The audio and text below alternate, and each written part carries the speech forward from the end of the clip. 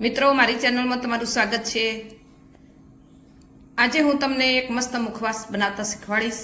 તમે મુખવાસ તો ઘણી જાતના ખાધા હશે, પણ આ મુખવાસ એકવાર જરૂરથી બનાવજો।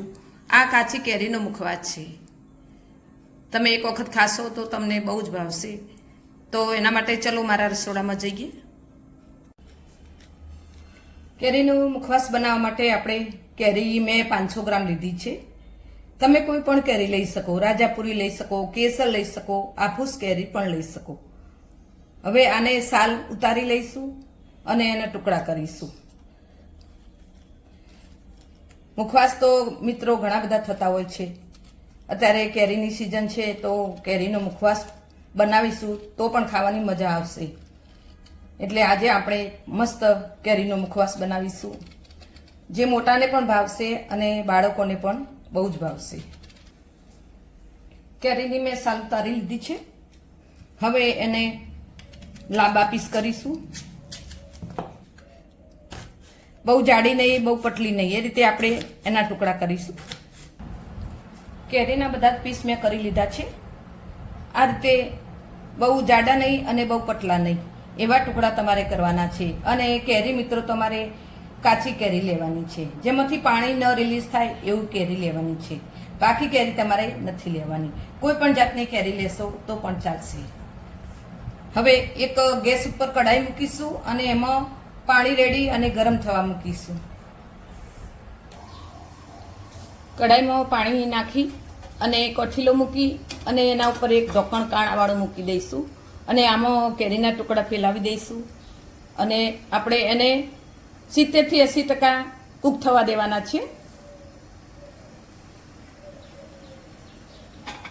બધા આમાં ફેલાવી દઈશું। એક વખત આ મુખવાસ તમે બનાવીને રાખશો, તમે 12 મહિના સુધી આને ખાઈ શકો છો। મસ્ત મજા આવે ખાધા પછી 2 ટુકડા ખાવાની। તો આ રીતે જો તમને મારો વિડીયો ગમે તો તમે જરૂરથી બનાવજો। હવે આને ઢાંકીને ધીમા તાપે 10 મિનિટ એને થવા દઈશું। 70 થી 80% કૂક થાય એટલું આપણે કૂક કરવાનું છે।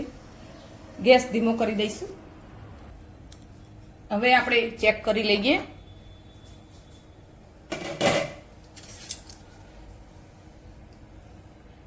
ટુકડાને આપણે જોઈ લઈશું। આ રીતે સરસ ચડી ગયા છે, 80% કૂક થઈ ગયા છે। તો હવે ગેસ બંધ કરી અને ટુકડાને ઠરવા દઈશું। કેરીના ટુકડા ઠરી ગયા છે। હવે એક કાચનું બાઉલ લઈશું અને એમાં ટુકડા નાખી દઈશું। હવે આપણે આમાં ખાંડ નાખવાની છે। મિત્રો તમારે ખડી સાકર નાખવી હોય તો પણ નાખી શકો છો। તો મેં 500 ગ્રામ કેરી લીધી છે, એની સામે 400 ગ્રામ આપણે ખોડ લઈશું, કારણ કે કેરીની સાલ અને ગોટલો નીકળી ગયો એટલે 400 ગ્રામ કેરી સામે આપણે 400 ગ્રામ ખોડ નાખીશું।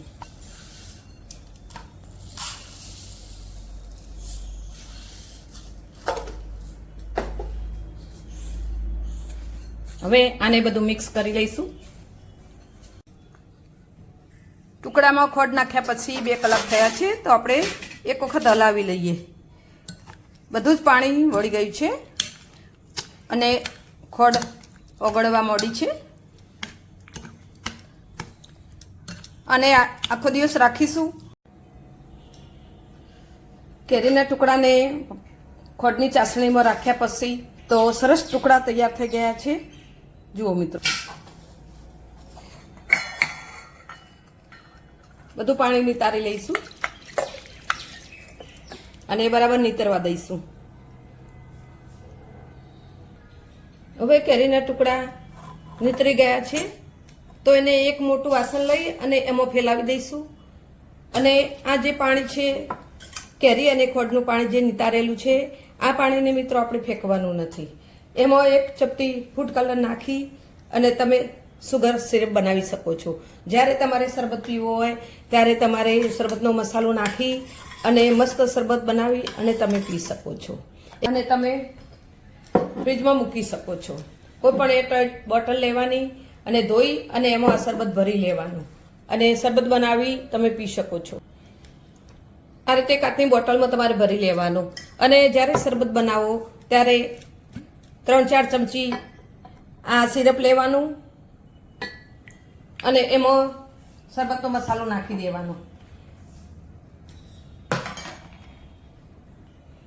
અને ઠંડુ પાણી રેડી અને શરબત બનાવી અને તમે પી શકો છો.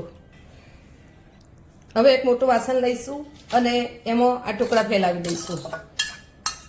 કેરીના ટુકડાને એક એક કરી બધા ફેલાવી લઈશું અને જો તડકો હોય તો તડકે એક દિવસ. કેરીના ટુકડા બધા સુકાઈને તૈયાર થઈ ગયા છે. જો મિત્રો, આ રીતે આપણે હાથમાં ચોટે નહીં એ રીતે સૂકવી લેવાના.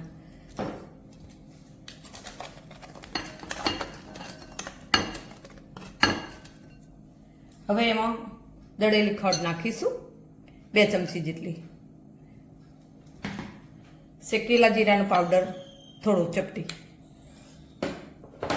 કાળા મરીનો પાવડર 1 ચપટી અને સંચર પાવડર લીધું છે થોડું. બધું મિક્સ કરી લઈશું.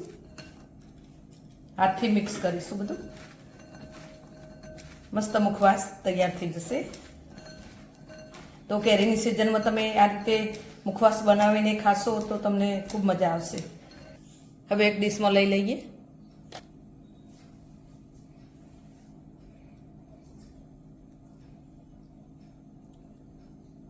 કેટલા મસ્ત ટુકડા તૈયાર થઈ ગયા છે.